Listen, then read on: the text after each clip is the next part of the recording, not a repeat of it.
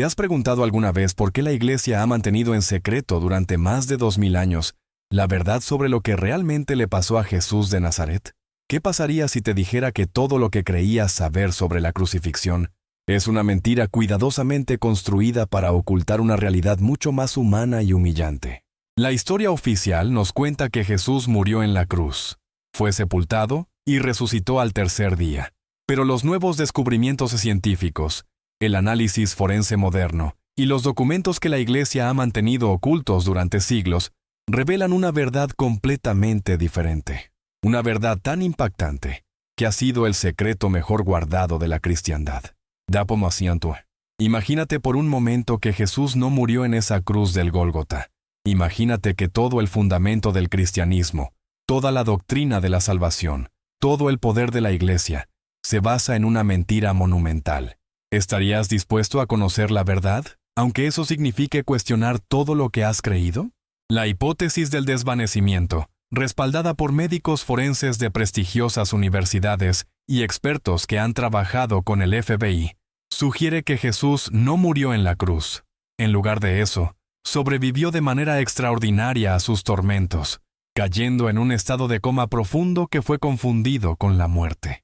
Esta teoría no solo explica científicamente los eventos narrados en los Evangelios, sino que también revela por qué la Iglesia ha luchado durante 2 milenios para mantener esta información lejos del conocimiento público.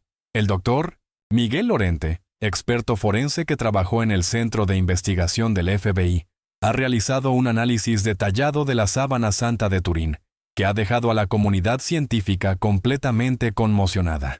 Sus descubrimientos revelan algo perturbador. En esta reliquia sagrada no hay signos de muerte como la rigidez cadavérica, pero sí hay evidencias claras de actividad vital. Ando Mutio. ¿Cómo es posible que durante 2000 años nadie haya notado esto? ¿O acaso sí lo notaron y decidieron callarlo? Las manchas de sangre en la sábana santa muestran algo que cualquier médico forense reconocería inmediatamente: signos de retracción del coágulo. Un proceso que solo ocurre cuando hay actividad vital en el organismo. Cuando una persona muere, la sangre se coagula y permanece estática. Pero cuando hay vida, incluso en estados críticos, los coágulos se contraen y se reorganizan. La sábana santa no muestra la imagen de un cadáver, sino la de una persona gravemente herida pero viva. Pero esto es solo el comienzo. El análisis de las heridas revela algo aún más sorprendente. Contrario a lo que nos han enseñado, las heridas de Jesús, aunque severas y dolorosas, no fueron mortales. La famosa lanza del centurión romano, que según la tradición le atravesó el corazón, en realidad siguió una trayectoria completamente diferente. Los estudios forenses muestran que la lanza fue clavada desde abajo hacia arriba, en un ángulo muy inclinado. Esta posición, lejos de ser mortal, permitió que entrara aire en el tórax, expandiéndolo y evitando que se produjera una hemorragia interna fatal. Lo que durante siglos hemos considerado como el golpe de gracia, en realidad, fue lo que le salvó la vida. ¿Fue esto una coincidencia? ¿O había algo más detrás de esta aparente casualidad? Para entender completamente lo que pasó en esas horas cruciales, necesitamos examinar los síntomas que los propios evangelios describen: la pérdida de conciencia, la aparente falta de respiración, la palidez extrema, las convulsiones. Todos estos síntomas son perfectamente compatibles con un coma superficial profundo. En la antigüedad, sin estetoscopios, sin conocimientos sobre el pulso, sin instrumentos para detectar la actividad cerebral, era absolutamente imposible distinguir entre un estado comatoso y la muerte real. Piénsalo por un momento. ¿Cuántas personas en la historia han sido declaradas muertas solo para despertar horas o días después? En nuestra época moderna, con toda nuestra tecnología médica, aún ocurren casos de personas que son declaradas muertas por error. ¿Qué tan frecuente habría sido esto hace 2000 años? Los evangelios nos cuentan que Jesús estuvo en la cruz solo unas pocas horas. Esto es extraordinariamente inusual. La crucifixión era diseñada como un método de ejecución lenta y agonizante. Las víctimas típicamente permanecían vivas durante días, sufriendo una muerte gradual por asfixia, deshidratación y shock. El hecho de que Jesús aparentemente muriera tan rápido debería haber sido una señal de alarma. ¿Por qué nadie cuestionó esta muerte tan rápida e inusual? La respuesta podría estar en quién estaba a cargo de todo el proceso. Los evangelios mencionan que José de Arimatea, un hombre rico e influyente, pidió el cuerpo de Jesús a Pilatos. José no era un seguidor público de Jesús, pero tenía conexiones políticas y recursos. ¿Es posible que hubiera una conspiración desde el principio para simular la muerte de Jesús y luego rescatarlo? El proceso de resurrección tiene una explicación médica fascinante que la Iglesia nunca ha querido que conozcas. Cuando el cuerpo de Jesús fue descolgado de la cruz y colocado en posición horizontal, la sangre habría comenzado a irrigar nuevamente todas las estructuras del organismo. El simple acto de cambiar de una posición vertical a una horizontal habría mejorado dramáticamente la circulación sanguínea. Pero hay más. Los evangelios mencionan que el cuerpo fue lavado y ungido con mirra y aloe. Durante siglos, estos elementos han sido interpretados como ungüentos ceremoniales para el embalsamiento. Pero la ciencia moderna nos dice algo completamente diferente. La mirra y el aloe son sustancias con propiedades medicinales comprobadas. La mirra es un poderoso cicatrizante y antiinflamatorio. El aloe tiene propiedades hidratantes, refrescantes y antipiréticas que pueden reducir la fiebre y promover la curación. Si alguien hubiera querido ayudar a una persona gravemente herida a recuperarse, habría elegido exactamente estas sustancias. ¿Casualidad? No lo creo. ¿Te has preguntado por qué los relatos de las apariciones de Jesús después de la crucifixión son tan físicos y terrenales? Los evangelios nos dicen que comió pescado, que invitó a Tomás a tocar sus heridas, que caminó y habló normalmente. Estos no son comportamientos típicos de un espíritu o una aparición sobrenatural. Son las acciones de alguien que está vivo, aunque gravemente herido y recuperándose. Los primeros testigos de estas apariciones fueron principalmente mujeres. En una sociedad patriarcal donde el testimonio de las mujeres tenía poco valor legal, ¿por qué elegirían inventar una historia basada en testimonios femeninos si estuvieran creando una mentira? La respuesta es simple. Porque las mujeres fueron las primeras en ver la verdad, y los hombres, que escribieron los evangelios décadas después, tuvieron que incluir sus testimonios, aunque trataran de reinterpretarlos en términos sobrenaturales. María Magdalena, según los evangelios, fue la primera en encontrar a Jesús después de la crucifixión. Su reacción inicial fue de confusión y sorpresa, no de alegría espiritual. Esto es exactamente lo que esperaríamos de alguien que se encuentra con una persona que creía muerta, pero que está claramente viva, aunque cambiada por el trauma físico. ¿Por qué la Iglesia ha trabajado tan duramente para suprimir los evangelios que no fueron incluidos en el canon oficial? Los evangelios apócrifos, como el Evangelio de Judas, el Evangelio de María Magdalena y el Evangelio de Tomás, contienen relatos que contradicen significativamente la versión oficial de los eventos. Estos textos presentan una perspectiva más humana y menos divina de Jesús y sus experiencias. 3. El Evangelio de Judas, por ejemplo, presenta la traición de Judas no como una traición sino como parte de un plan acordado entre él y Jesús. ¿Qué pasaría si Judas no fuera un traidor, sino un colaborador en un plan para simular la muerte de Jesús? Esto explicaría por qué Jesús le dijo en la última cena: «Lo que vas a hacer, hazlo pronto». Los huecos en los relatos oficiales son sospechosamente convenientes. Los evangelistas Mateo, Marcos, Lucas y Juan dejaron vacíos significativos en sus narrativas, especialmente durante los momentos más cruciales. ¿Qué pasó exactamente durante esas horas en que Jesús estuvo muerto? ¿Por qué no hay testimonios detallados de lo que ocurrió en la tumba? ¿Por qué los relatos de la resurrección son tan vagos y contradictorios? Estos silencios no son casuales. Revelan una estrategia deliberada para ocultar aspectos de la historia que no encajaban con la narrativa teológica que se quería construir.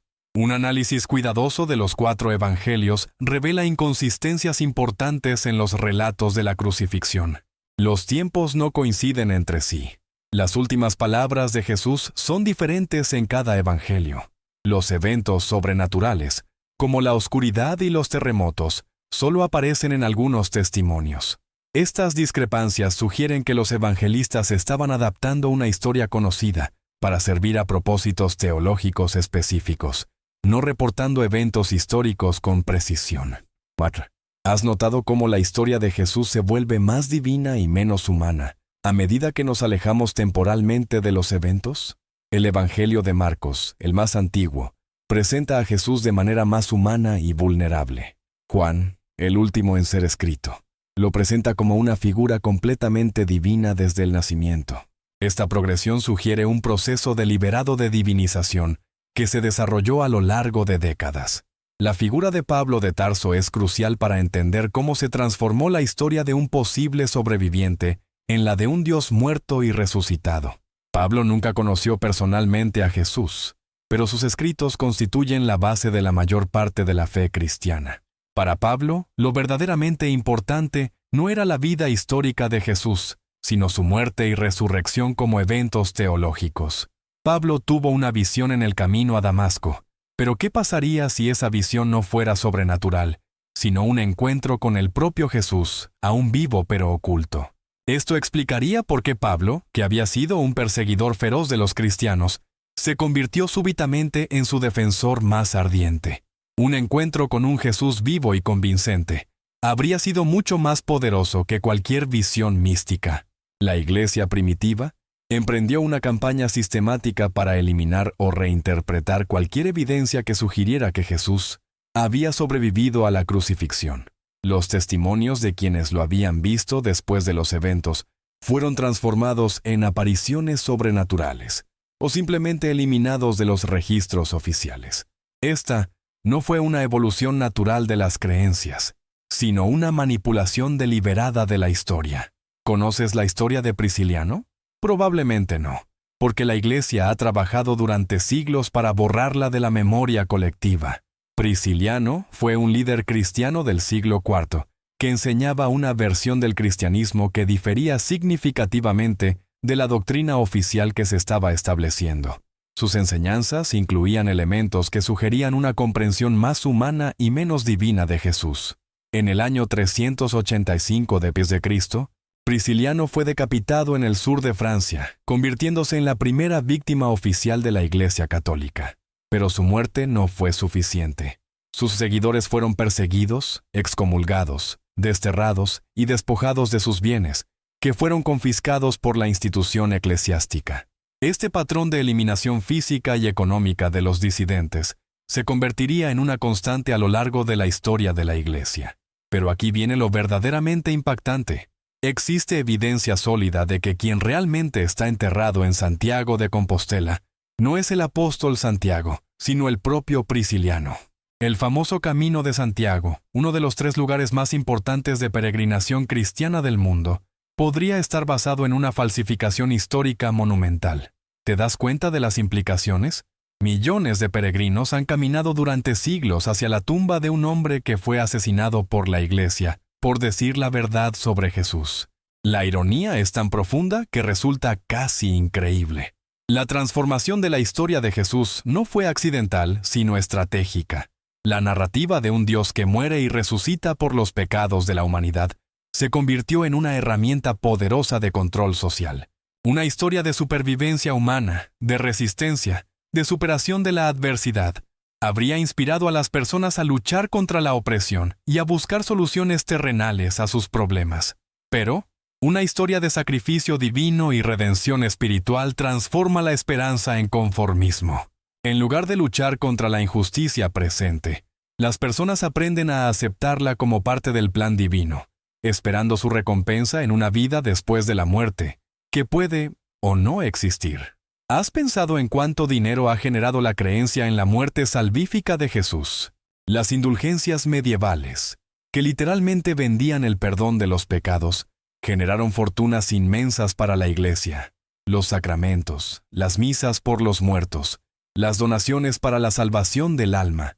Todo el aparato económico de la institución religiosa se basa en la premisa de que Jesús murió por nuestros pecados y que su sacrificio debe ser mediado por la Iglesia. Si Jesús hubiera sobrevivido, si no hubiera habido sacrificio divino, toda esta estructura económica se habría desplomado. No habría necesidad de mediadores, no habría necesidad de pagar por el perdón, no habría necesidad de una institución que controlara el acceso a la salvación. Los estudios médicos contemporáneos sobre la crucifixión han revelado datos fascinantes que la Iglesia prefiere ignorar. La crucifixión no siempre resultaba en muerte inmediata. Dependiendo de múltiples factores, la salud previa de la víctima, las condiciones climáticas, la manera en que era clavada a la cruz, la presencia o ausencia de un asiento de apoyo, las personas podían sobrevivir durante días. Más importante aún, es si las víctimas eran retiradas rápidamente de la cruz y recibían atención médica, tenían posibilidades reales de recuperación. La crucifixión de Jesús duró apenas unas pocas horas, un tiempo sorprendentemente corto, comparado con casos documentados de crucifixiones que duraron días. Las condiciones climáticas durante la crucifixión también jugaron un papel crucial. Los evangelios mencionan una oscuridad súbita que cubrió la tierra durante horas. Los apologistas cristianos han interpretado esto como un milagro sobrenatural, pero la explicación más probable es que se tratara de una tormenta severa. Una tormenta habría creado condiciones que favorecerían la supervivencia, temperaturas más bajas que reducirían la deshidratación, humedad que ayudaría a mantener las funciones corporales, y aire más fresco que facilitaría la respiración. Estas condiciones naturales habrían sido exactamente lo que una persona crucificada necesitaría para tener alguna posibilidad de supervivencia. ¿Por qué los evangelios no mencionan estos detalles médicos y ambientales? Porque una explicación natural de la supervivencia no servía a los propósitos teológicos de los escritores. Era mucho más poderoso presentar los eventos como milagrosos y sobrenaturales que como el resultado de circunstancias afortunadas y conocimiento médico primitivo. Las mujeres que estuvieron presentes en la crucifixión fueron las primeras en notar que algo no encajaba en la historia oficial. María Magdalena, María la Madre de Jesús, y las otras mujeres que los evangelios mencionan, tenían acceso directo a Jesús después de los eventos. Sus testimonios, inicialmente descartados por ser mujeres en una sociedad patriarcal, contenían detalles sobre el estado físico de Jesús que eran demasiado específicos y humanos para ser invenciones espirituales. Estas mujeres describían a un Jesús que comía, que hablaba, que tenía heridas visibles pero que estaba claramente vivo. Sin embargo, cuando los hombres que escribieron los evangelios décadas después registraron estos testimonios, los reinterpretaron en términos sobrenaturales. Un hombre herido pero vivo se convirtió en un espíritu resucitado. Los primeros seguidores de Jesús, aquellos que realmente lo conocieron, tenían acceso a información que luego fue suprimida sistemáticamente. Sus escritos, muchos de ellos destruidos o escondidos por la iglesia institucional que se desarrolló posteriormente, contenían detalles sobre la supervivencia de Jesús y sus actividades posteriores que eran demasiado mundanas y físicas para la doctrina que se estaba construyendo. ¿Qué habría pasado si estos testimonios hubieran sobrevivido intactos? ¿Cómo sería diferente el cristianismo? Si supiéramos que Jesús había sobrevivido a la crucifixión, había vivido varios años más, había continuado enseñando, y había muerto de manera natural como cualquier ser humano. La supresión de la investigación histórica independiente ha sido una constante en la historia de la Iglesia. Durante siglos, cualquier académico que presentara evidencias que contradijeren la narrativa oficial enfrentaba consecuencias severas: persecución, excomunión, pérdida de posición social y, en casos extremos, eliminación física. Esta no es la conducta de una institución confiada en la verdad de sus afirmaciones. ¿Por qué una institución que afirma poseer la verdad absoluta tendría tanto miedo de la investigación independiente? ¿Por qué trabajaría tan duramente para suprimir documentos, silenciar investigadores y mantener el control absoluto sobre la narrativa histórica? La respuesta es obvia: porque tienen algo que ocultar. Y lo que están ocultando es que toda la base de su poder e influencia se construyó sobre una mentira monumental. La evidencia científica, forense y histórica apunta hacia una conclusión inevitable. Jesús de Nazaret no murió en la cruz. Sobrevivió a sus heridas, se recuperó con la ayuda de seguidores leales, y vivió lo suficiente para que múltiples personas lo vieran y hablaran con él después de la crucifixión. Su supervivencia fue luego transformada en una resurrección milagrosa, para servir a los propósitos teológicos y políticos de quienes buscaban fundar una nueva religión. Esta transformación no ocurrió de la noche a la mañana. Fue un proceso gradual que tomó décadas, en el que cada generación de creyentes añadía elementos más sobrenaturales y divinos a la historia original. Al final, el hombre que había sobrevivido extraordinariamente a una ejecución brutal se había convertido en un Dios que había vencido a la muerte misma. ¿Estás listo para aceptar esta verdad? ¿Estás preparado para reconsiderar todo lo que creías saber sobre los orígenes del cristianismo? ¿Puedes manejar la realidad de que la institución religiosa más poderosa del mundo ha construido su imperio sobre la base de una mentira que ha mantenido durante 2000 años? La verdad sobre Jesús no lo hace menos extraordinario. Un hombre que sobrevivió a la crucifixión, que mantuvo la fe de sus seguidores incluso en las circunstancias más desesperantes, que inspiró un movimiento que cambió el mundo, sigue siendo una figura histórica notable. Pero esa verdad destruiría completamente el poder y la autoridad de quienes han afirmado ser sus únicos representantes en la tierra. La historia real de Jesús es la historia de un sobreviviente, de alguien que venció obstáculos imposibles y mantuvo viva la esperanza cuando todo parecía perdido. Es una historia más humana, más accesible, más inspiradora en muchos sentidos que la versión sobrenatural que nos han enseñado. Pero es una historia que la Iglesia nunca permitirá que conozcas completamente. Porque el día en que la verdad salga a la luz, será el día en que su poder sobre las mentes y los corazones de millones de personas finalmente llegue a su fin. La pregunta que queda es, ¿estás listo para vivir con esta verdad? Si estás viendo esto desde tu teléfono móvil, te pido que pongas un like en este video. Me ayuda muchísimo para que llegue a más personas que necesitan conocer esta verdad oculta que va a cambiar completamente tu perspectiva de la historia. Y antes de continuar, déjame en los comentarios desde qué país me estás viendo y a qué hora del día estás descubriendo esta información que podría cambiar tu vida para siempre. Lo que estás a punto de descubrir ha estado oculto durante más de 20 siglos. Ha sido el secreto mejor guardado de la institución más poderosa del planeta. Una verdad tan devastadora que ha costado la vida de miles de personas que se atrevieron a revelarla. Pero hoy, gracias a la ciencia moderna y a investigadores valientes que han desafiado el poder establecido, finalmente podemos conocer lo que realmente pasó. La historia que te contaron sobre Jesús termina con su muerte en la cruz y su resurrección milagrosa. Pero esa historia tiene un final que nunca te enseñaron, un final que la Iglesia ha ocultado, porque destruiría completamente los fundamentos de su poder. ¿Estás preparado para conocer qué pasó realmente con Jesús después de sobrevivir a la crucifixión? Porque sí, Jesús no murió en esa cruz. Las evidencias científicas y forenses lo demuestran sin lugar a dudas, pero lo que pasó después es aún más impactante y humillante para la narrativa oficial. Una historia de supervivencia que fue transformada deliberadamente en una fábula de redención divina para servir a intereses políticos y económicos que perduran hasta el día de hoy. Imagínate por un momento la situación. Un hombre gravemente herido, traumatizado por la tortura y la experiencia cercana a la muerte, despierta en una tumba fría y húmeda. Sus seguidores más cercanos lo han rescatado, pero él ya no es el mismo. Las heridas físicas sanan, pero las cicatrices emocionales y psicológicas son mucho más profundas. ¿Qué hace un hombre en esas circunstancias? ¿Cómo continúa su vida cuando todo el mundo cree que está muerto? Los primeros encuentros de Jesús con sus discípulos después de la crucifixión revelan pistas fascinantes sobre su verdadero estado mental y físico. Los evangelios mencionan que los discípulos inicialmente no lo reconocían. ¿Has pensado en por qué? No era porque hubiera adquirido un cuerpo glorificado sobrenatural. Era porque su apariencia física había cambiado dramáticamente debido al trauma sufrido.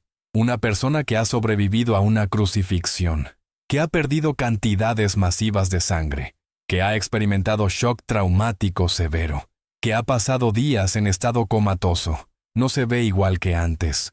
La hinchazón facial, las cicatrices, la pérdida de peso, los cambios en la postura debido al dolor residual, todos estos factores habrían alterado su apariencia de manera significativa. María Magdalena, según el Evangelio de Juan, inicialmente confundió a Jesús con el jardinero del huerto donde estaba la tumba. ¿Te parece esto la reacción de alguien que se encuentra con una aparición divina? Para nada. Es la reacción natural de alguien que ve a una persona conocida, pero que ha cambiado tanto físicamente, que resulta inicialmente irreconocible. Los relatos de las apariciones también revelan algo más perturbador. Jesús parecía estar constantemente preocupado por ocultar su identidad.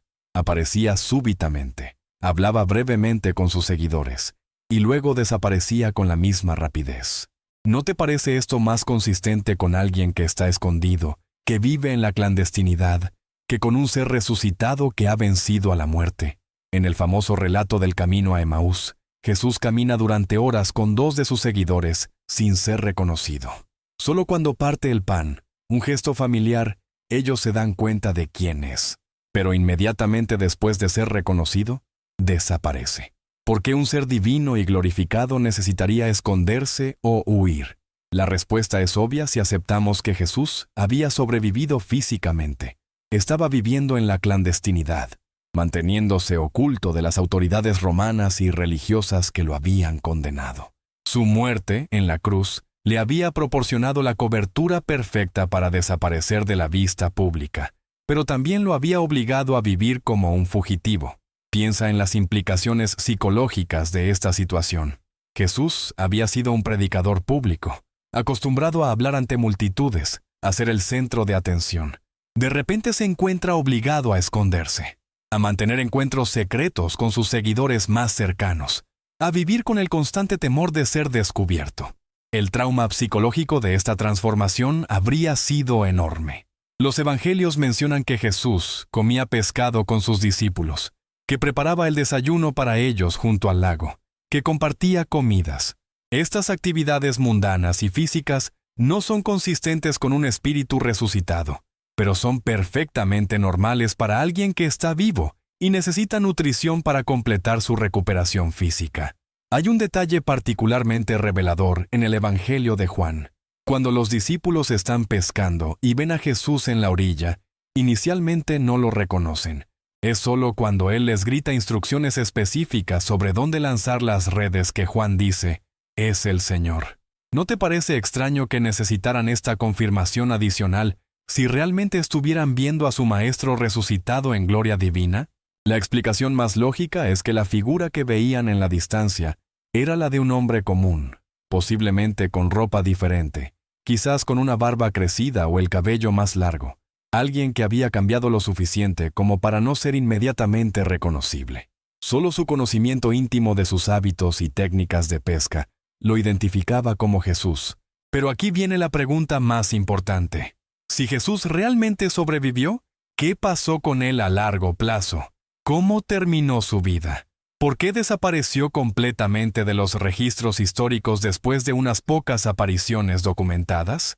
La respuesta a esta pregunta nos lleva a uno de los aspectos más oscuros y perturbadores de toda esta historia. Y aquí necesito que compartas este video con al menos un amigo, porque lo que voy a revelarte ahora es información que muy pocas personas conocen, información que podría cambiar para siempre la manera en que tu amigo ve la religión y la historia. Los primeros líderes de la comunidad cristiana se enfrentaron a un dilema terrible. Tenían a su líder vivo, pero gravemente traumatizado y incapaz de continuar con su ministerio público. Jesús ya no era el carismático predicador que había sido antes de la crucifixión. El trauma físico y psicológico lo había cambiado profundamente, convirtiéndolo en una sombra de su antiguo yo. ¿Has pensado en lo que significa psicológicamente sobrevivir a una experiencia de casi muerte como la crucifixión? Los estudios modernos sobre trauma post-traumático nos dan pistas sobre lo que Jesús habría experimentado. Pesadillas constantes, ataques de ansiedad, depresión severa, miedo a los espacios abiertos, terror ante cualquier sonido de multitudes. Un hombre así no podría haber continuado predicando públicamente. Los seguidores de Jesús se enfrentaron a una realidad cruel. Su líder estaba vivo, pero ya no era útil para su causa. De hecho, su presencia física se había convertido en un problema. Si las autoridades descubrían que había sobrevivido, no solo lo ejecutarían de nuevo, sino que también perseguirían a todos sus seguidores por haber participado en el engaño. Aquí es donde la historia toma un giro verdaderamente siniestro. Los propios discípulos de Jesús, liderados por figuras como Pedro y más tarde Pablo, tomaron una decisión que cambiaría el curso de la historia. Era mejor para todos si Jesús desapareciera permanentemente, ya no como un hombre que había fingido su muerte, sino como alguien que realmente había muerto. ¿Te das cuenta de las implicaciones de lo que estoy diciendo? Los mismos hombres que la Iglesia venera como santos y mártires podrían haber sido responsables del verdadero asesinato de Jesús, no las autoridades romanas. Un asesinato llevado a cabo no por odio, sino por conveniencia política y religiosa. Imagínate la conversación que pudo haber tenido lugar entre los discípulos. Jesús ya no puede ser nuestro líder público. Está demasiado traumatizado, demasiado cambiado. Pero si la gente descubre que está vivo, toda nuestra historia de la resurrección se desmorona. Nuestra única opción es asegurarnos de que realmente muera, y que nadie pueda jamás contradecir nuestra versión de los eventos. Esta teoría explicaría por qué las apariciones de Jesús fueron tan breves y limitadas. No porque fuera un espíritu que solo podía manifestarse temporalmente, sino porque sus propios seguidores estaban limitando deliberadamente su exposición mientras planeaban su eliminación final. La evidencia circunstancial para esta teoría es perturbadora. Después de las pocas apariciones documentadas, Jesús desaparece completamente de todos los registros históricos. No hay menciones de él en fuentes romanas posteriores. No hay referencias en documentos judíos contemporáneos. No hay rastro de él en ninguna parte. Para un hombre que había causado tal revuelo, esta ausencia total es extraordinariamente sospechosa. Más inquietante aún es el hecho de que los propios discípulos nunca más mencionan encuentros personales con Jesús después de los primeros relatos. Si realmente hubiera ascendido al cielo como dice la historia oficial, no esperaríamos más visiones, más comunicaciones, más apariciones a lo largo de los años. El silencio total después de las primeras semanas es más consistente con una muerte real que con una ascensión divina. Pablo de Tarso, quien se convirtió en el verdadero arquitecto del cristianismo tal como lo conocemos, afirmó haber tenido una visión de Jesús en el camino a Damasco, pero esta visión ocurrió años después de que Jesús había desaparecido de los registros históricos. ¿Qué pasaría si Pablo sabía que Jesús había muerto realmente y fabricó su visión para dar legitimidad a su propia versión del cristianismo? Pablo nunca había conocido al Jesús histórico, nunca había escuchado sus enseñanzas directamente, nunca había sido parte del círculo íntimo de seguidores. Su conocimiento del cristianismo venía enteramente de segunda mano. Sin embargo, se convirtió en la figura más influyente en la formación de la doctrina cristiana. ¿No te parece extraño que alguien con tan poca conexión directa con Jesús terminara definiendo lo que significaba ser cristiano? La respuesta podría ser que Pablo estaba construyendo deliberadamente una versión del cristianismo que no dependiera de la presencia física de Jesús, una versión que funcionara mejor como institución religiosa que como movimiento liderado por una persona viva. Para esto, necesitaba un Jesús definitivamente muerto, definitivamente resucitado y definitivamente ausente de manera permanente. Los escritos de Pablo revelan una preocupación constante por establecer su autoridad apostólica, a pesar de nunca haber conocido a Jesús personalmente. ¿Por qué esta insistencia si realmente había tenido una visión legítima? La respuesta podría ser que sabía que su historia era fabricada y necesitaba reforzarla constantemente para mantener su credibilidad. Pero volvamos a la pregunta central. ¿Qué pasó realmente con Jesús? Si los discípulos decidieron eliminarlo para proteger su narrativa de la resurrección, ¿cómo lo habrían hecho? ¿Dónde habrían ocultado el cuerpo? ¿Cómo se habrían asegurado de que nadie pudiera jamás contradecir su versión oficial? Una posibilidad perturbadora es que Jesús fuera envenenado. En la antigüedad, el veneno era el método preferido para los asesinatos discretos, especialmente cuando se quería evitar violencia obvia. Un hombre ya debilitado por las heridas de la crucifixión habría sido particularmente susceptible a sustancias tóxicas. Los evangelios mencionan que Jesús comió con sus discípulos en varias ocasiones después de la crucifixión. ¿Qué más fácil que añadir algo a su comida durante una de estas cenas íntimas? El arsénico, común en la época, habría causado síntomas que podrían haberse atribuido a complicaciones de sus heridas previas. Otra posibilidad es que Jesús fuera simplemente abandonado en algún lugar remoto y dejado morir por exposición o inanición. Los discípulos podrían haberle dicho que necesitaba esconderse temporalmente mientras las cosas se calmaban, llevándolo a una cueva o refugio aislado, y luego simplemente nunca regresar por él. Cualquiera que haya sido el método, el resultado habría sido el mismo. Un Jesús definitivamente muerto, sin testigos inconvenientes, y una historia de resurrección y ascensión que nadie podría contradecir jamás. Los discípulos habrían guardado el secreto entre ellos, llevándolo a sus propias tumbas décadas después. ¿Te parece esto demasiado siniestro para ser verdad? Considera la alternativa.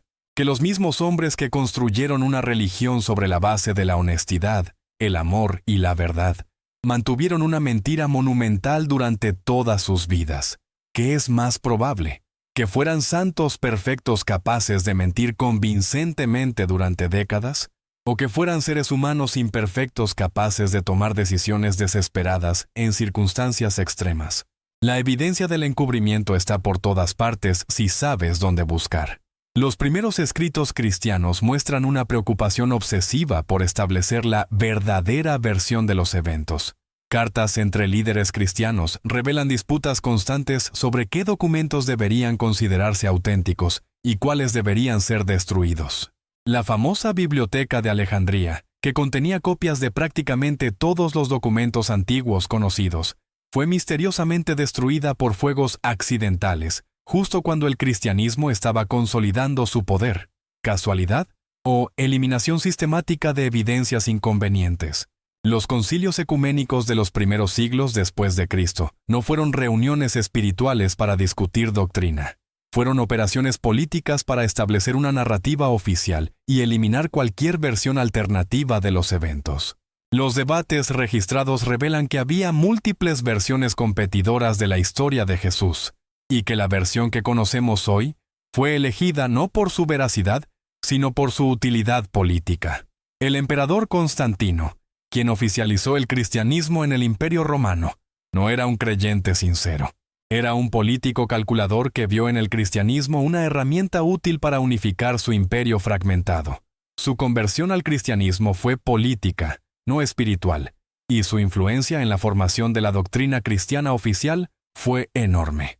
Constantino presidió personalmente el Concilio de Nicea en el 325 d.C., de donde se establecieron muchos de los dogmas fundamentales del cristianismo que permanecen hasta hoy.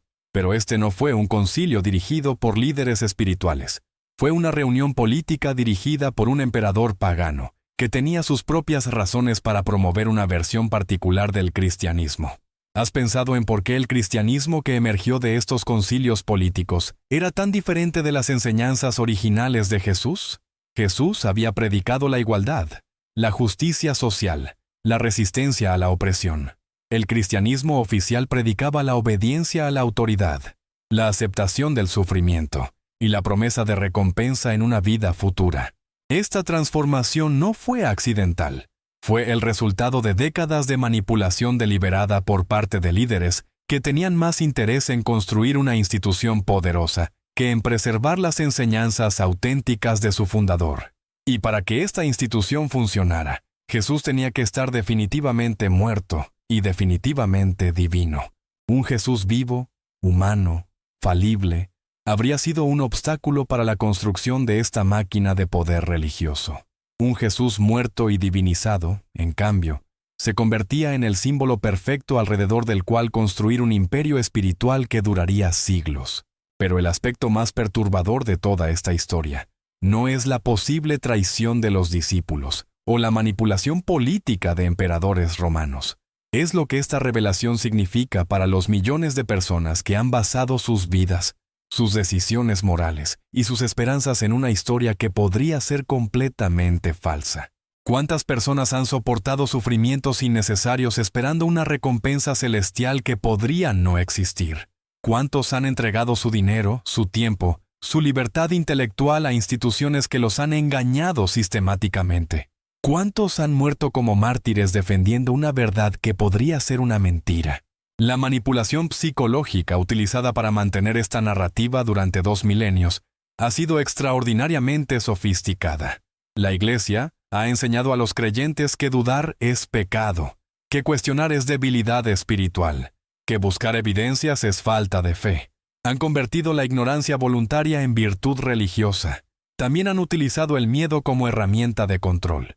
La amenaza del infierno eterno para quienes no creen, la promesa del cielo para quienes obedecen sin cuestionar, la creación de culpa por pecados imaginarios que solo pueden ser perdonados a través de la mediación eclesiástica.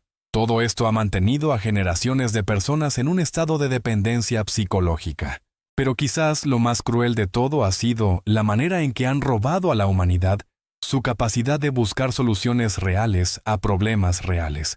En lugar de enseñar a las personas a luchar contra la injusticia, les han enseñado a aceptarla como voluntad divina. En lugar de inspirar acción social, han promovido resignación espiritual. ¿Te has preguntado cuánto sufrimiento humano podría haberse evitado si las personas hubieran invertido en mejorar este mundo en lugar de esperar pasivamente el siguiente? ¿Cuántos avances científicos se retrasaron porque la investigación era considerada contraria a la fe? ¿Cuántas injusticias sociales persistieron porque los oprimidos fueron enseñados a ser pacientes y obedientes? La historia real de lo que le pasó a Jesús después de sobrevivir a la crucifixión no es solo una corrección histórica, es una lección sobre el poder, la manipulación y la importancia de cuestionar incluso nuestras creencias más fundamentales. Es un recordatorio de que aquellos que afirman tener acceso exclusivo a la verdad absoluta generalmente están mintiendo para proteger sus propios intereses. Si Jesús realmente fue asesinado por sus propios seguidores para proteger una narrativa fabricada, entonces el cristianismo institucional no es solo una religión basada en una mentira, es una religión fundada en el asesinato de su propio fundador. La ironía es tan profunda que resulta casi increíble. Y sin embargo, aquí estamos, 2000 años después, con instituciones religiosas que han acumulado riquezas inimaginables, poder político masivo e influencia cultural dominante, todo basado en una historia que la evidencia científica moderna sugiere que es falsa desde sus fundamentos. La pregunta que cada uno de nosotros debe hacerse es, ¿estamos dispuestos a enfrentar esta verdad? ¿Tenemos el valor de reconsiderar creencias que podrían haber definido nuestras vidas enteras? ¿Podemos manejar la posibilidad de que hayamos sido engañados por instituciones en las que confiábamos completamente? Para algunos, la respuesta será no. Es más fácil aferrarse a creencias familiares, aunque sean falsas, que enfrentar la incertidumbre y el dolor de reexaminar todo desde cero. Pero para otros, esta revelación podría ser liberadora. Podría ser el primer paso hacia una vida basada en la búsqueda honesta de la verdad, en lugar de la aceptación ciega de dogmas heredados. Si decides que esta información tiene mérito, que las evidencias son convincentes, que las preguntas planteadas aquí merecen investigación seria, entonces tienes una responsabilidad: compartir esta información con otros, porque la verdad, sin importar cuán incómoda sea, es siempre mejor que vivir en una mentira. La historia de Jesús, incluso si no murió y resucitó sobrenaturalmente, sigue siendo extraordinaria. Un hombre que desafió el poder establecido, que enseñó amor y compasión, que sobrevivió a torturas brutales, que inspiró a otros a continuar su trabajo incluso después de su desaparición, es todavía una figura histórica notable. Pero su verdadero legado no debería estar en instituciones que han traicionado sus enseñanzas, sino en cada persona que elige la verdad sobre la mentira, la justicia sobre la opresión, y la búsqueda honesta sobre la creencia ciega. La verdad sobre Jesús finalmente ha salido a la luz. La pregunta es, ¿qué vas a hacer con ella? Antes de que sigas leyendo esta revelación que va a cambiar completamente tu visión del mundo, necesito pedirte algo importante. Si estás en tu celular ahora mismo, por favor toca el botón de like. Eso me ayuda enormemente para que este mensaje llegue a más personas que necesitan conocer esta verdad. También dime en los comentarios desde qué país me estás leyendo y a qué hora del día estás descubriendo esta información que la Iglesia ha mantenido oculta durante 2 milenios. Lo que has leído hasta ahora es solo la punta del iceberg. La verdadera conspiración, el verdadero encubrimiento, va mucho más profundo de lo que te imaginas. Y necesito que compartas esta información con al menos una persona cercana a ti, porque lo que voy a revelarte ahora podría ser la verdad más importante que jamás hayas conocido sobre los orígenes de nuestra civilización occidental. Hemos establecido que Jesús sobrevivió a la crucifixión y que posiblemente fue eliminado posteriormente por sus propios seguidores para proteger la narrativa de la resurrección. Pero hay algo aún más siniestro en esta historia, algo que revela la verdadera naturaleza del poder religioso y político que ha dominado nuestro mundo durante los últimos 2000 años. ¿Te has preguntado alguna vez por qué los textos más antiguos del Nuevo Testamento que han sobrevivido hasta nuestros días datan de varios siglos después de la muerte supuesta de Jesús? ¿No te parece extraño que no tengamos ni un solo documento contemporáneo, escrito por testigos directos de los eventos que supuestamente cambiaron la historia de la humanidad? La respuesta a esta pregunta nos lleva a una de las operaciones de encubrimiento más masivas y exitosas en la historia de la humanidad. Durante los primeros 3 siglos después de Cristo, hubo una campaña sistemática y deliberada para eliminar cualquier evidencia física que pudiera contradecir la versión oficial de los eventos que se estaba construyendo. Esta no fue una evolución natural de las creencias religiosas. Fue una operación militar y política, llevada a cabo por individuos específicos con objetivos muy claros: consolidar el poder, eliminar la oposición y establecer un control total sobre la narrativa histórica que definiría la civilización occidental durante los siguientes 2 milenios. Los primeros cristianos no eran una comunidad unificada con creencias coherentes. Existían docenas de sectas diferentes, cada una con su propia interpretación de quién había sido Jesús y qué había representado. Los gnósticos creían que Jesús era un maestro de sabiduría esotérica. Los ebionitas lo consideraban un profeta judío que nunca había afirmado ser divino. Los marcionitas rechazaban completamente el Antiguo Testamento y creían que Jesús había venido a reemplazar al Dios vengativo de los judíos. ¿Qué pasó con todas estas interpretaciones alternativas? Fueron sistemáticamente eliminadas, no a través de debate teológico, sino a través de violencia física, destrucción de documentos y persecución implacable de cualquiera que se atreviera a promover versiones no autorizadas de la historia cristiana.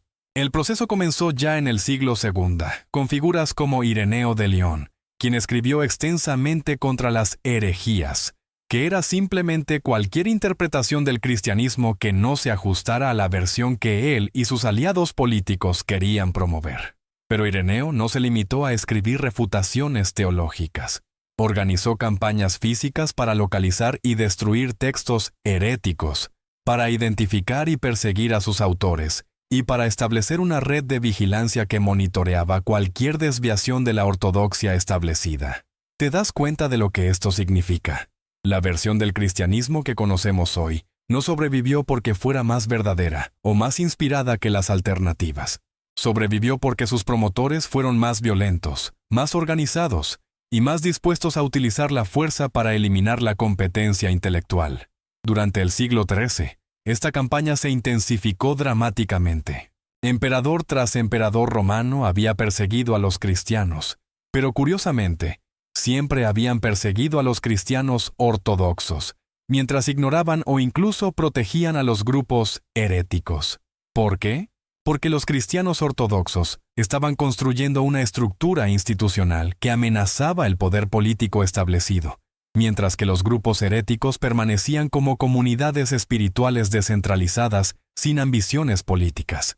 Cuando Constantino legalizó el cristianismo en el siglo IV, no estaba reconociendo la libertad religiosa. Estaba formalizando una alianza política con la facción cristiana, que había demostrado ser más eficaz en la eliminación de la oposición y en el establecimiento de control institucional. Constantino vio en el cristianismo ortodoxo no una religión, sino una herramienta de poder. El Concilio de Nicea en el 325 d.C. no fue una reunión de líderes espirituales buscando la verdad divina. Fue una convención política donde se decidió, por votación, qué versión del cristianismo sería impuesta en todo el imperio. Las decisiones tomadas en Nicea no se basaron en evidencia histórica o inspiración espiritual, sino en consideraciones políticas y militares. ¿Sabías que muchas de las doctrinas fundamentales del cristianismo que conocemos hoy, como la Trinidad, la naturaleza divina de Jesús, la virginidad perpetua de María, fueron decididas por márgenes de votación extremadamente estrechos? Estamos hablando de dogmas que han definido las vidas de billones de personas durante siglos, decididos por diferencias de 3 o 4 votos entre políticos romanos. Después de Nicea, la eliminación de versiones alternativas del cristianismo se aceleró exponentially. Ya no se trataba de perseguir herejes individuales, sino de erradicar sistemáticamente cualquier rastro de interpretaciones no autorizadas. Bibliotecas enteras fueron quemadas. Monasterios que albergaban textos inconvenientes fueron atacados y destruidos. Académicos que mantenían copias de documentos problemáticos fueron ejecutados. La famosa Biblioteca de Alejandría, que había sido el centro del conocimiento mundial durante siglos, fue sistemáticamente desmantelada durante este periodo. La versión oficial dice que fue destruida por fuegos accidentales o ataques de vándalos, pero la evidencia histórica sugiere algo mucho más siniestro. Una campaña deliberada para eliminar cualquier documento que pudiera contradecir la narrativa cristiana oficial que se estaba estableciendo. ¿Te has preguntado por qué prácticamente no sobrevivieron escritos contemporáneos sobre Jesús escritos por autores no cristianos? Historiadores romanos como Tácito y Suetonio, que documentaron meticulosamente eventos mucho menos significativos, apenas mencionan a Jesús. Flavio Josefo, el historiador judío más importante del siglo I, tiene solo un párrafo sobre Jesús, y ese párrafo muestra claros signos de haber sido alterado o añadido posteriormente. La explicación más probable es que cualquier documento contemporáneo que mencionara a Jesús de manera inconsistente con la narrativa oficial fue localizado y destruido durante los primeros siglos de dominación cristiana. Esto incluiría no solo textos que contradijeren directamente la historia oficial, sino también documentos que simplemente ignoraran o minimizaran la importancia de Jesús. Imagínate el proceso. Equipos de funcionarios cristianos recorriendo bibliotecas, archivos gubernamentales, colecciones privadas, identificando cualquier documento que pudiera ser problemático. Textos que mencionaran que Jesús había sobrevivido a la crucifixión, que describieran sus actividades posteriores, que revelaran detalles sobre su verdadera muerte.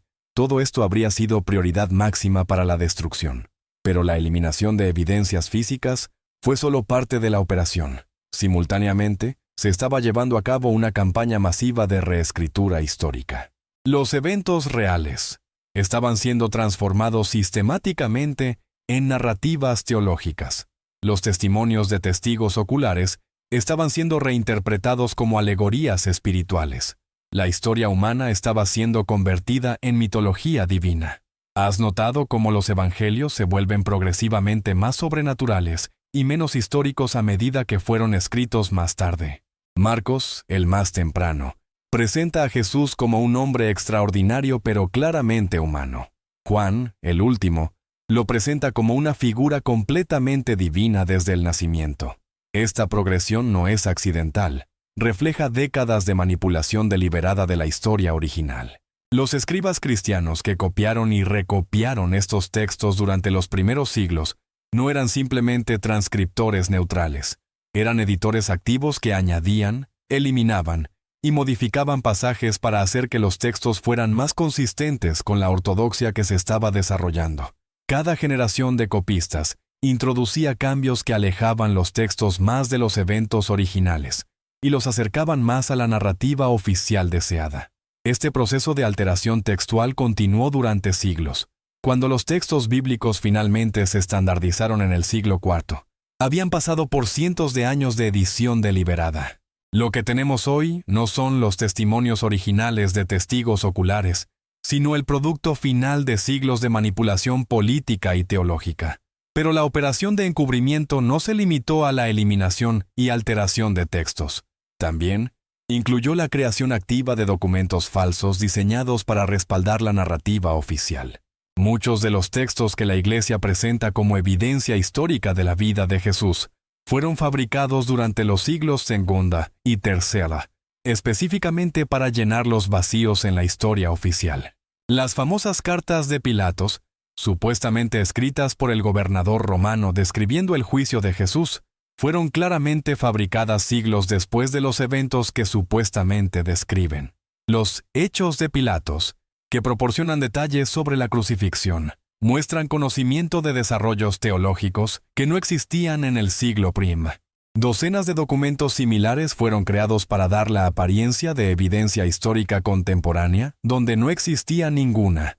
¿Te das cuenta del nivel de sofisticación de esta operación? No estamos hablando de algunos líderes religiosos, entusiastas exagerando accidentalmente eventos espirituales. Estamos hablando de una conspiración planificada y ejecutada a lo largo de siglos, que involucró a emperadores, generales, bibliotecarios, escribas y miles de funcionarios en todos los niveles del gobierno y la sociedad. El objetivo no era simplemente promover una interpretación particular del cristianismo. El objetivo era crear una historia completamente nueva para la civilización occidental. Una historia que justificaría una estructura de poder específica y eliminaría cualquier alternativa intelectual o política a esa estructura. Constantino y sus sucesores entendían que controlar la narrativa histórica era mucho más poderoso que controlar ejércitos. Un pueblo que cree una historia falsa sobre su pasado tomará decisiones predecibles sobre su futuro. Una civilización que acepta sin cuestionar los fundamentos mitológicos de sus instituciones nunca desafiará efectivamente el poder de esas instituciones. La alianza entre el poder político romano y el poder religioso cristiano no fue temporal, sino permanente. Se diseñó para perpetuarse a través de los siglos, adaptándose a diferentes contextos políticos, pero manteniendo siempre los mismos objetivos fundamentales: control de la información, supresión de alternativas y manipulación de las masas a través de narrativas emocionales poderosas. Durante la Edad Media, esta alianza se perfeccionó hasta convertirse en una máquina de control total. La Iglesia Católica no era simplemente una institución religiosa, sino el brazo ideológico de un sistema político que dominaba cada aspecto de la vida europea. El control de la alfabetización, la educación, la información e incluso la capacidad de pensar independientemente estaba completamente en manos de instituciones que habían construido su poder sobre la base de una mentira histórica masiva. ¿Has pensado en por qué la Edad Media se llama la Edad Oscura? No fue oscura por falta de conocimiento o tecnología.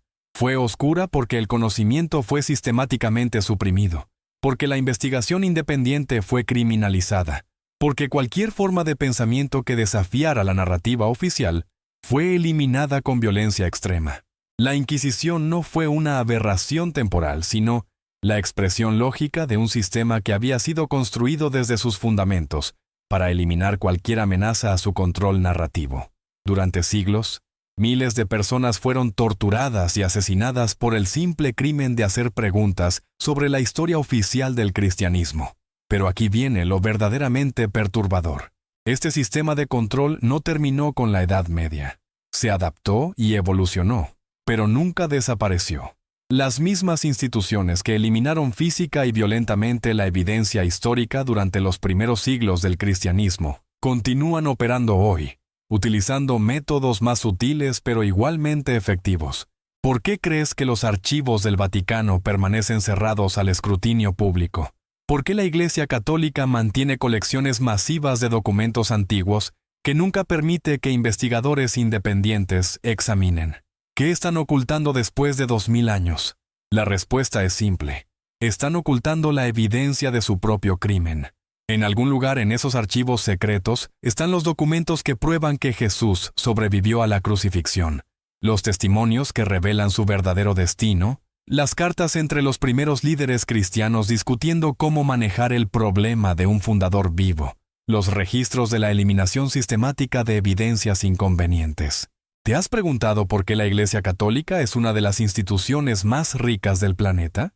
¿Cómo una organización supuestamente dedicada a la pobreza y la humildad cristiana ha acumulado fortunas que rivalizan con las de pequeños países?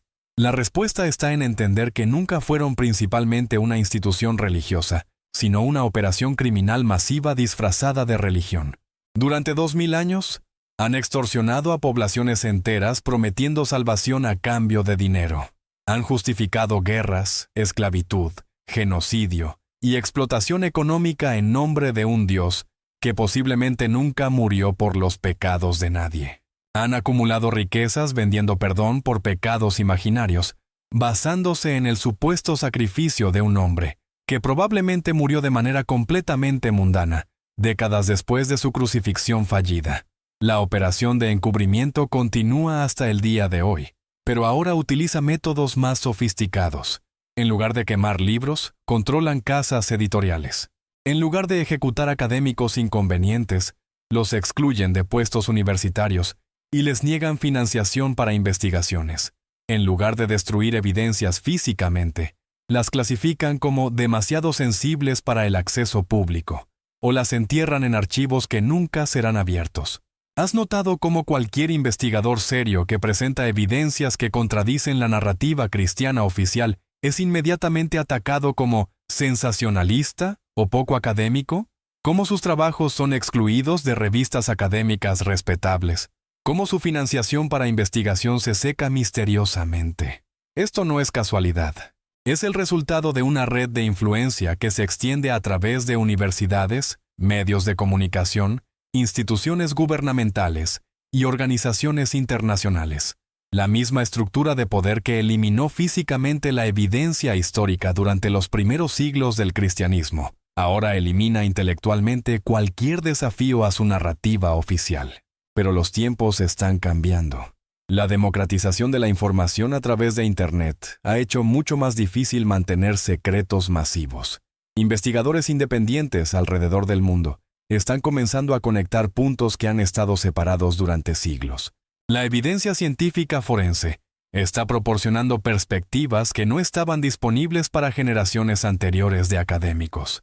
Sin embargo, las fuerzas que han mantenido esta conspiración durante 2 milenios no se van a rendir fácilmente. Están adaptando sus métodos de control una vez más, utilizando algoritmos de redes sociales para limitar la exposición de información inconveniente, empleando verificadores de hechos para desacreditar investigaciones legítimas y promoviendo campañas de difamación contra cualquiera que desafíe sus narrativas establecidas. ¿Has notado cómo información sobre temas como este es rutinariamente etiquetada como teoría conspiratoria, sin ningún análisis real de la evidencia presentada? ¿Cómo los medios de comunicación principales se niegan incluso a considerar la posibilidad de que las narrativas oficiales sobre eventos históricos podrían estar equivocadas? Esto es propaganda en su forma más refinada. En lugar de prohibir directamente la discusión de temas inconvenientes, los marginalizan asociándolos con extremismo o irracionalidad. El resultado es el mismo que la quema de libros medieval. Información importante no llega al público general. Pero aquí está la ironía final de toda esta historia. La verdad sobre lo que realmente le pasó a Jesús no necesariamente destruye el valor de sus enseñanzas originales. Un hombre que predicó amor, compasión, justicia social y resistencia a la opresión no se vuelve menos admirable por haber sobrevivido extraordinariamente a una ejecución brutal en lugar de haber resucitado sobrenaturalmente de la muerte. De hecho, un Jesús humano que superó adversidades imposibles a través de la determinación, la ayuda de amigos leales y un poco de suerte, podría ser más inspirador que un Dios que simplemente utilizó poderes sobrenaturales para revertir la muerte. La primera historia nos dice que los seres humanos pueden superar cualquier cosa si se apoyan mutuamente y se niegan a rendirse. La segunda historia nos dice que solo los dioses pueden vencer realmente a la opresión. ¿Cuál mensaje es realmente más poderoso? ¿Cuál inspira más esperanza real en situaciones desesperantes? ¿Cuál promueve más la resistencia activa contra la injusticia? La respuesta explica por qué la Iglesia institucional ha trabajado tan duramente para suprimir la posibilidad de que Jesús haya sobrevivido. No porque esta posibilidad sea falsa, sino porque es demasiado verdadera. Un Jesús sobreviviente habría inspirado generaciones de rebeldes, activistas sociales y personas ordinarias que se niegan a aceptar que la injusticia es permanente. Un Jesús muerto y resucitado, en cambio, inspira pasividad. Si Dios mismo tuvo que morir para arreglar los problemas del mundo, ¿qué pueden hacer los seres humanos ordinarios excepto esperar pacientemente su propia muerte y su recompensa en el más allá? Esta es la verdadera razón por la cual la narrativa oficial ha sido protegida tan ferozmente durante tanto tiempo. No es una cuestión de fe o espiritualidad, es una cuestión de poder político y control social. Una población que cree que la justicia real requiere intervención divina es una población que no luchará efectivamente por la justicia terrenal. ¿Te das cuenta de cómo esta manipulación histórica ha afectado no solo las creencias religiosas, sino toda la estructura de la civilización occidental? Nuestras concepciones de justicia, autoridad, sufrimiento, esperanza y posibilidad humana han sido todas moldeadas por una narrativa que podría estar fundamentalmente equivocada. ¿Cuántos movimientos de liberación social han sido saboteados por creencias religiosas que enseñan paciencia y resignación? ¿Cuántas revoluciones potenciales han sido neutralizadas por la promesa de que la justicia vendrá en una vida futura? ¿Cuánto progreso humano se ha retrasado porque las personas han sido enseñadas a buscar soluciones sobrenaturales en lugar de soluciones humanas? Las implicaciones van mucho más allá de la religión. Si una institución ha sido capaz de mantener una mentira de esta magnitud durante tanto tiempo, ¿qué otras narrativas históricas aceptadas podrían estar igualmente corrompidas? ¿Qué otros sistemas de poder están construidos sobre fundamentos que no pueden soportar el escrutinio serio? La historia de la supervivencia de Jesús y su encubrimiento posterior no es solo una corrección histórica sobre eventos que ocurrieron hace 2000 años. Es una lección sobre la naturaleza del poder, la importancia del pensamiento crítico y la necesidad de cuestionar cualquier institución que afirme tener acceso exclusivo a la verdad absoluta. También es un recordatorio de que la verdad tiene una manera de emerger eventualmente, sin importar cuánto esfuerzo se invierta en suprimirla. Durante siglos, la tecnología y el control institucional hicieron posible mantener secretos masivos, pero en nuestra era de comunicación instantánea y acceso democratizado a la información, los encubrimientos históricos se vuelven cada vez más difíciles de mantener. La evidencia sobre la supervivencia de Jesús está ahí para cualquiera que esté dispuesto a examinarla seriamente. La pregunta no es si la evidencia existe, sino si tenemos el valor intelectual y emocional para aceptar hacia dónde nos lleva esa evidencia, incluso si desafía creencias que podrían haber definido nuestras vidas enteras. Este no es un ataque contra las personas que encuentran significado y propósito en las tradiciones cristianas. Es una invitación a separar las enseñanzas valiosas de Jesús de las instituciones que las han monopolizado y corrompido durante siglos. Es posible admirar al hombre histórico sin adorar la mitología que fue construida alrededor de él. Es posible valorar sus ideas sobre justicia y compasión sin aceptar dogmas sobre sacrificio divino y redención sobrenatural. La verdadera liberación no viene de creer historias que nos hacen sentir cómodos, sino de buscar la verdad incluso cuando es incómoda. Y la verdad sobre Jesús, que fue un ser humano extraordinario que sobrevivió a adversidades imposibles antes de ser traicionado por quienes debían protegerlo, podría ser mucho más inspiradora que la ficción que ha sido construida sobre su tumba. Si decides que esta información tiene mérito, que las preguntas planteadas aquí merecen investigación seria, que las evidencias presentadas desafían legítimamente narrativas establecidas, entonces tienes una responsabilidad no solo hacia ti mismo, sino hacia las generaciones futuras. Buscar más evidencias, hacer más preguntas y compartir lo que descubras con otros que puedan estar listos para escuchar. Porque en última instancia, la única manera de derrotar una conspiración histórica de esta magnitud es a través de la búsqueda colectiva de la verdad. Una persona sola puede ser silenciada, marginada o desacreditada, pero cuando suficientes personas comienzan a hacer las mismas preguntas y a examinar las mismas evidencias, el encubrimiento se vuelve imposible de mantener. La verdad sobre Jesús ha esperado 2000 años para ser revelada completamente. No puede esperar otros 2000. El tiempo de las respuestas finalmente ha llegado. La pregunta es, ¿estarás entre aquellos que tienen el valor de buscarlas?